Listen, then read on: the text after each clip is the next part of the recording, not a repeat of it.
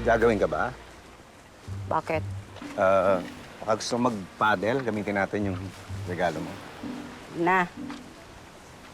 Sorry na, hindi naman ako sigurado kung gusto mo nga mag-paddle dito, kaya hindi ko alam eh. Nakakainis lang kasi. Isang beses, dapat kakain tayo. Sa beach pa, usapan. Tapos sinong kasama mo? Sa motel.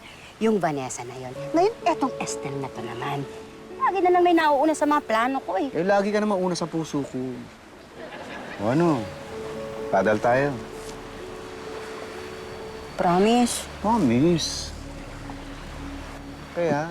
Pitoy? Hi! Hi! Pitoy! Hi! Ako kanina pa kita hinahanap. Hulaan ko.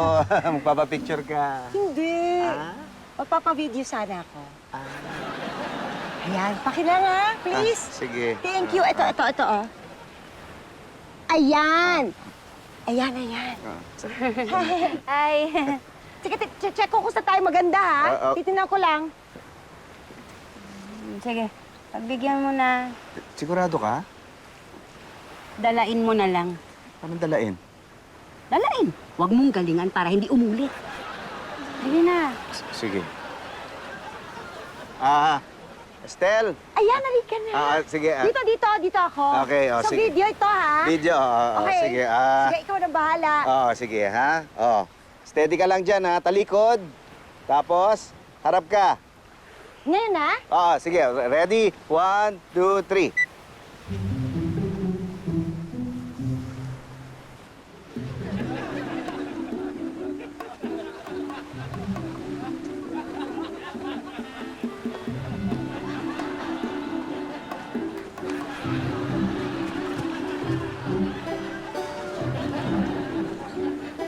Tapos sunod ka sa akin. Sunod ako. Oo.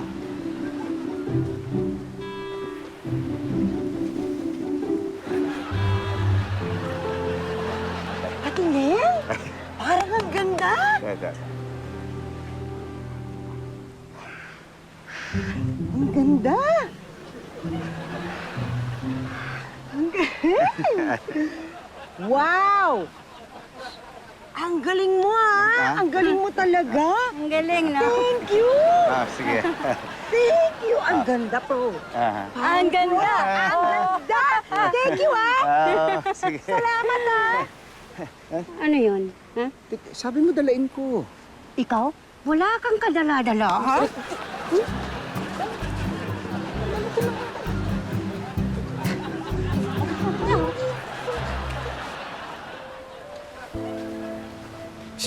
Tol!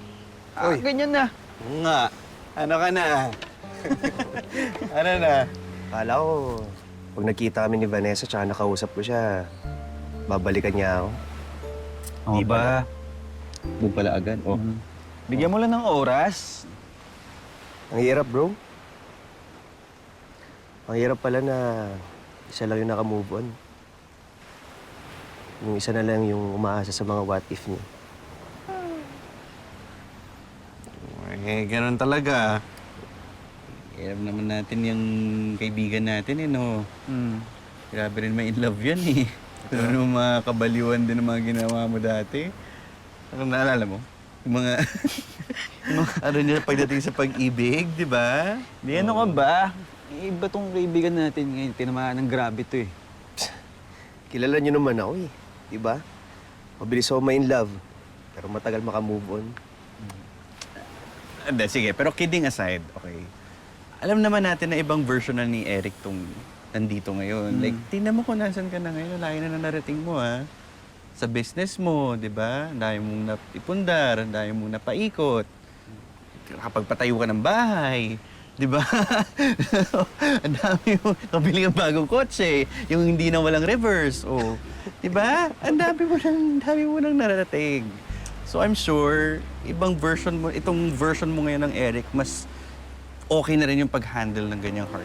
Minsan nga iniisip ko, alam mo, sana nga di na lang ako yumaman. Baka nagkaroon pa kami ng chance magkabalikan, di ba? Yan ang Eric na hindi ko kilala. Oo. Ha? Bakit? Kasi nga, yung kilala kong Eric hindi basta-basta sumusuko. Totoo, ako din.